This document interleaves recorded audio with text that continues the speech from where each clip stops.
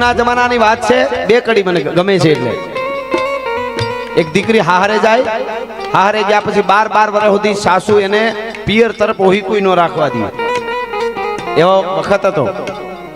અને એટલા દુઃખ એને પિયર જવાતું નથી.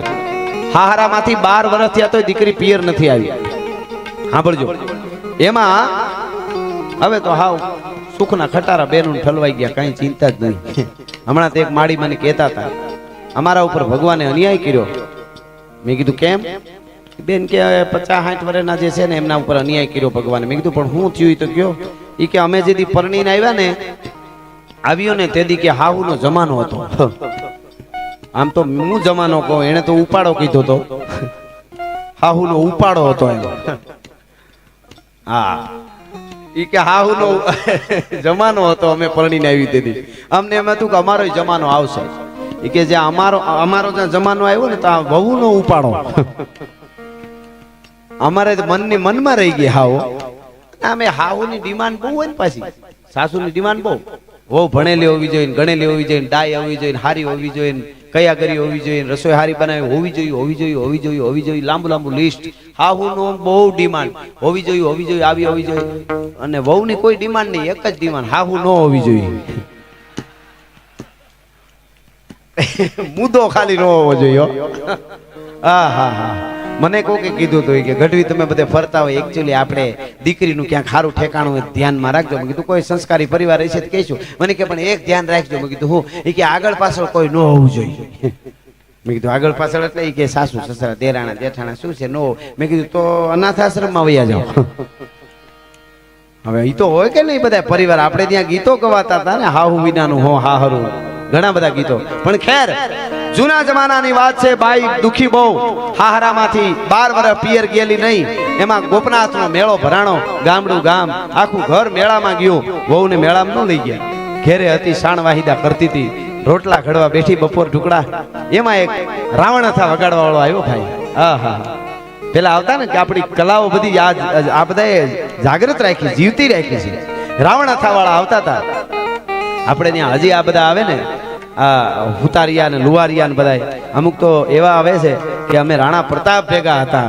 લુવારા 18 ને 17 ને 15 દીકરીઓ જેથી હથિયારની જરૂર પડી ને તેથી રાત ને દી રાણા પ્રતાપ મહારાણા પ્રતાપ ને કહેતી હતી દીકરીઓ કે જોઈએ એટલી તરવારો અમે બનાવી નાખશું, બાકી તમે યુદ્ધના મેદાનમાં પાછા ન પડતા. અમારે હુવાય નહીં તો કાંઈ નહીં, ખવાય નહીં તો કાંઈ નહીં. કોણ જ્ઞાતિ એવી છે કે જેનો ફાળો નથી સાહેબ. પણ ખેર, ઈ રાવણ હતા, લોકગીતો ગાતો ગાતો આવ્યો ને બાઈ રાજી થઈ ગઈ. એને એનું પિયર યાદ આવ્યું. આહા, મારા બાપના આંગણામાં વડલે અમે ઈસકતી દેતી આવા રાહડા ગાતીઓ, ભુનાવમાં ધ્રુપકા મારતીઓ. અને ઈ મારા બાપનું આંગણું, ઈ મારી બેનપણીઓ. 12 વર્ષથી હું પિયર નથી ગઈ. અને એને બહુ રાજી થઈ ગઈ. ભાઈ તું લોકગીત ગાતો રહીજો, હું તને રોટલો ઘડીને ખવડાવું. એને જમાડ્યો પ્રેમથી. જેમાં પછી પાછો ઓલો ગાવા માંડ્યો ને તો આમ ઓસિંતાની બાઈની નજર પડી ને તો રાવણથામાં તુંબડાનો બનાવેલો હોય. તુંબડામાં બાઈને અણહાર આવી. બોલો, આપણે નાની દાદી આપણા વાડામાં થતી શાકભાજીને બી રાખતા કે અમારા વાડાનું બી છે. બહુ સમજવા જેવી વાત છે આ. અટાણે નક્કી નથી કોણ કઈ બાજુ જાય. એમ તુંબડું ઓળખી ગઈ બાઈ, અણહાર આવી. ટૂંકમાં કીધું કે આ તુંબડું બહુ સરસ છે, ક્યાંથી લીધું? અરે બેન, ઈ તો એક અમે ગામમાં હું ગયો, રોકાણો એક ડોહીમાં, બહુ જીવનના ભલા. મને 2-3 દી રોક્યો, મેં લોકગીતો ગાયા, વાર્તાઓ કરી.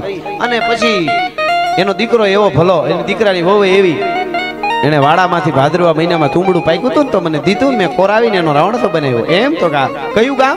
તો ફલાણું ગામનું નામ, ડોહીમાનું આ નામ, એના દીકરાનું આ નામ. ઓહો, મને લાગતું જ તું મારા વીર. તને ખબર છે, ઈ મારી માં, ઈ ભાઈ મારો ભાઈ, ઈ મારી ભાભી ભોજાય. અને ઈ તુંબડું મારા ભાઈના વાવેલો વાડાનું છે.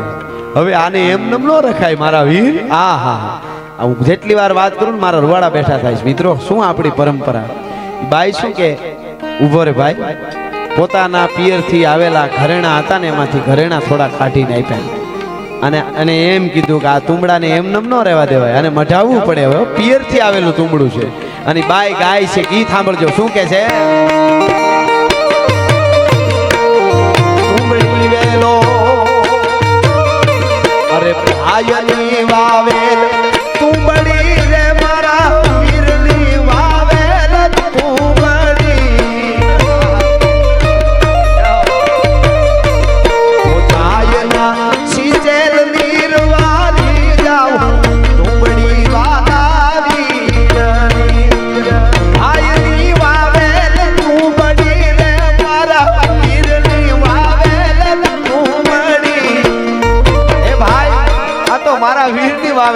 મારી ભોજાઈ આને પાણી રેડ્યા છે તો આને કરવાનું શું? હું પિયર સુધી નો જઈ ગઈ, મારો ભાઈ મારા સુધી નો આવી ગયો, પણ તુંબડું આવ્યું. કેવડો વેલો લાંબો થયો, અહીંયા આવ્યું મને મળવા. આહા, મારા પિયર નો.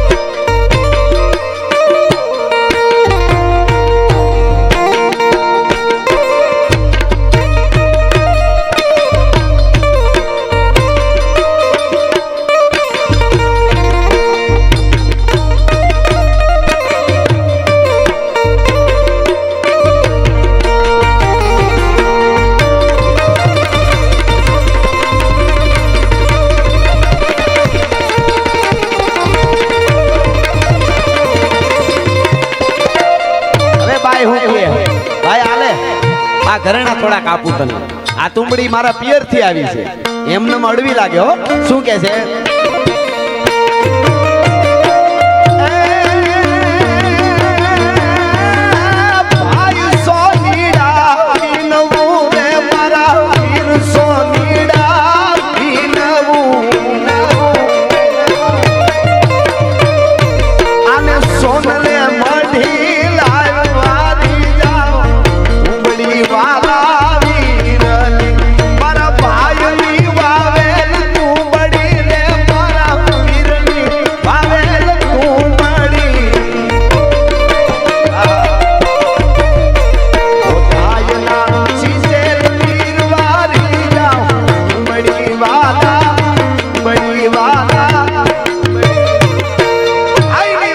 તુંબડી રે મારા વીરની વાવેલ તુંબડી, ભાઈ સોનીડા વીનું અને હોનલે મઢી લાય.